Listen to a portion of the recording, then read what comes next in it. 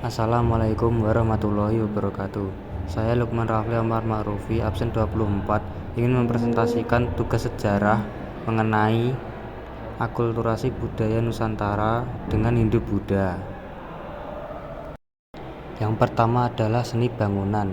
Dalam konteks budaya Nusantara yang dipengaruhi oleh Hindu-Buddha, seni bangunan candi merujuk pada konstruksi arsitektural yang digunakan sebagai tempat ibadah atau persembahan dalam agama Hindu atau Buddha.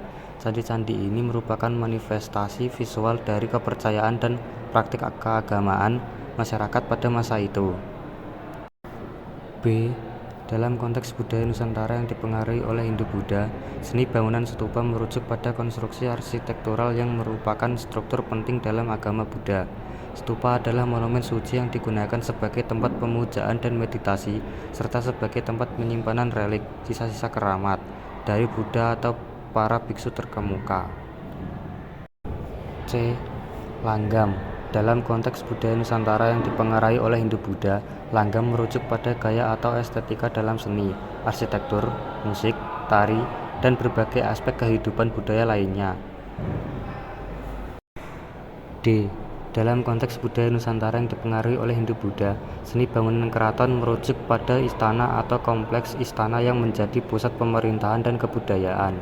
Keraton adalah simbol kekuasaan raja atau penguasa, dan seringkali menjadi tempat untuk melaksanakan upacara keagamaan dan kebudayaan. Yang kedua adalah seni rupa atau ukir.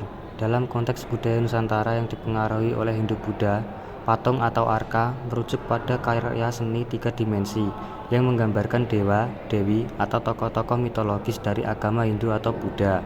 Patung-patung ini seringkali menjadi bagian integral dari tempat ibadah, seperti candi atau kuil, dan juga dapat ditemukan di kompleks istana atau tempat-tempat suci lainnya. B. Dalam konteks budaya Nusantara yang dipengaruhi oleh Hindu-Buddha, relief merujuk pada ukiran atau pahatan yang menonjol dari permukaan sebuah struktur, seperti dinding, candi, atau kuil. Relief ini digunakan untuk menggambarkan adegan keagamaan, mitologis, atau sejarah, dan seringkali menjadi medium untuk menyampaikan pesan-pesan spiritual. C.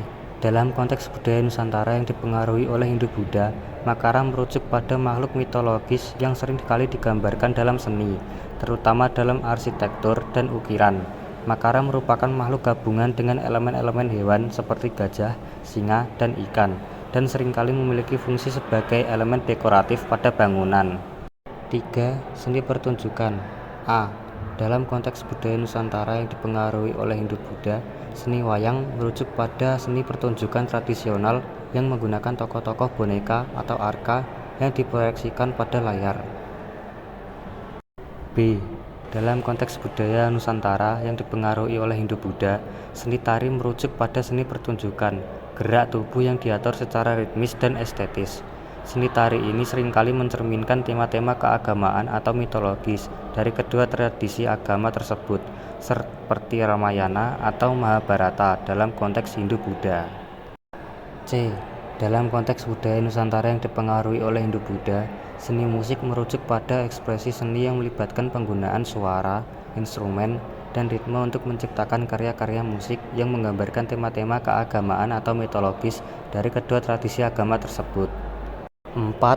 Seni sastra dan aksara. Dalam konteks budaya Nusantara yang dipengaruhi oleh Hindu-Buddha, seni sastra merujuk pada karya-karya sastra yang mencerminkan nilai-nilai keagamaan atau mitologis dari kedua tradisi agama tersebut. Sastra dapat berupa puisi, prosa, atau naskah-naskah klasik yang menggambarkan kisah-kisah epik, ajaran keagamaan, atau filosofi dari Hinduisme dan Buddhisme. Aksara atau sistem tulisan juga merupakan bagian integral dari akulturasi budaya ini, karena aksara digunakan untuk mendokumentasikan dan menyampaikan karya-karya serta ajaran-ajaran keagamaan dari kedua tradisi agama tersebut. 5.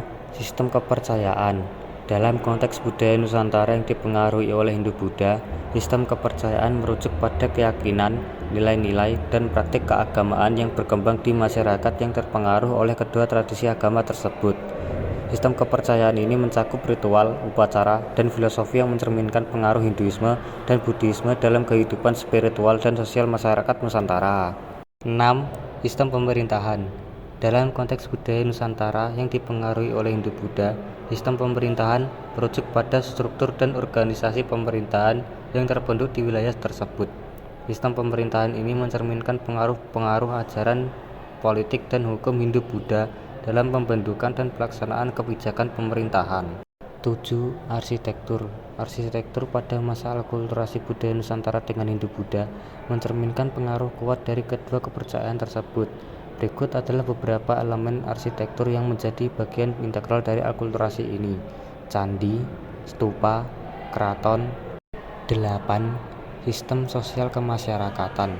Dalam konteks budaya Nusantara yang dipengaruhi oleh Hindu-Buddha, sistem sosial kemasyarakatan merujuk pada struktur dan hierarki sosial yang terbentuk dalam masyarakat yang terpengaruh oleh kedua tradisi agama tersebut.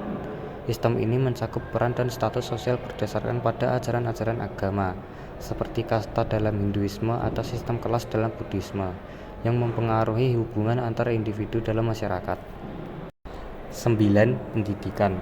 Dalam konteks budaya Nusantara yang dipengaruhi oleh Hindu-Buddha, pendidikan merujuk pada sistem pembelajaran dan pengetahuan yang berkembang di masyarakat yang terpengaruh oleh kedua tradisi agama tersebut.